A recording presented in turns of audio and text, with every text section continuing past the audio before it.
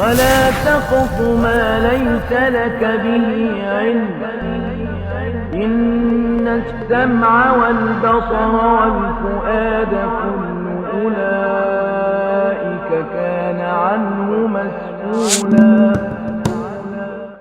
Kemudian sebenarnya kami pribadi di sini atau saya itu malu membahas masalah seperti ini. Jadi kita ini sebagai thalibul ilm, sebagai tulab, apalagi ilmu syar'i kan, kita ini pembahasannya udah jauh kita ini. Kita membahas usul fikih, kemudian mustalah, pemikiran, vonis memvonis gitu. Tapi saya pribadi gitu, kami pribadi itu malu sama Imam Ahmad, Imam Syafi'i. Malu kenapa? Kita sholat aja masih masbuk, istilahnya kita sholat, apalagi kayak Said Ibn Musayyab tuh, bertahun-tahun nggak pernah ngeliat pundak orang, berarti sholat pertama terus. Makanya ketika di sela-sela saya menulis ini ngerasa, aduh malu ini. Apalagi misal baca syarah apa gitu Ustaz Ahmad, baca biografinya gitu, aduh malunya gitu. Kita membahasnya terlalu tinggi, tapi ibadah kita itu, saya pribadi gitu, masbuk aja masih sesuatu yang sulit, apalagi masih kita jauhkan kadang-kadang seperti itu ya. Intinya semoga Allah Subhanahu wa taala mengampuni semua dosa-dosa kita dan kelancangan kita membahas sesuatu yang tidak sesuai dengan kapasitas ibadah kita. Dan sebenarnya disitulah awal setan masuk. Ilmu kita tinggi, ibadahnya kurang, akhirnya kita puasnya bukan dengan iman tapi dengan akal.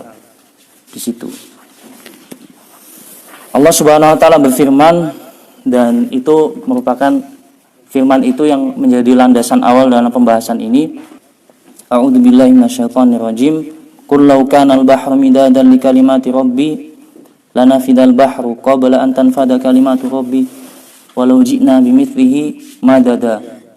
Katakanlah, kalau seandainya kalimat-kalimat Allah itu ditulis dengan lautan, maka didatangkan lagi lautan, kemudian ditulis lagi, itu tidak akan pernah bisa menghapus, atau ilmu Allah itu tidak akan pernah bisa tertulis dengan sempurna karena luasnya ilmu Allah Subhanahu wa taala. Nah, terjemahan dari ilmu Allah di dunia ini apa namanya? Al-Quran kan, Al-Quran dan As-Sunnah yang diturunkan oleh Allah, perintah Al-Quran kan.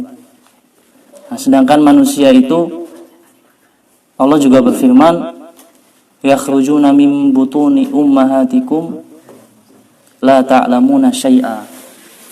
Manusia itu yang paling pintar, Albert Einstein misal gitu ya, itu pas lahir kan juga nggak langsung ngomongin matematika kan, mesti dia nangis dulu, dan sebagainya.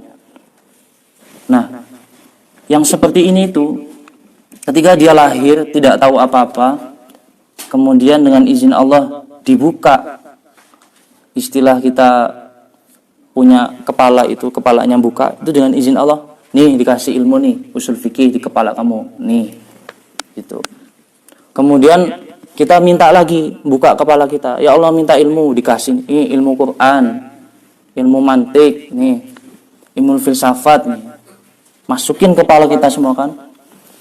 Begitu kita cerna, begitu kita masuk dalam kepala kita, tiba-tiba Allah perintah gitu, wahai manusia, salatlah di masjid.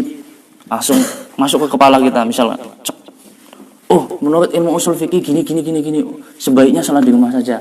Nah, gitu. Kemudian datang lagi, wahai manusia, jangan syirik, jangan nyembah kubur, jangan. Menurut ilmu usul fikih gini. Enggak ya Allah, yang pas gini.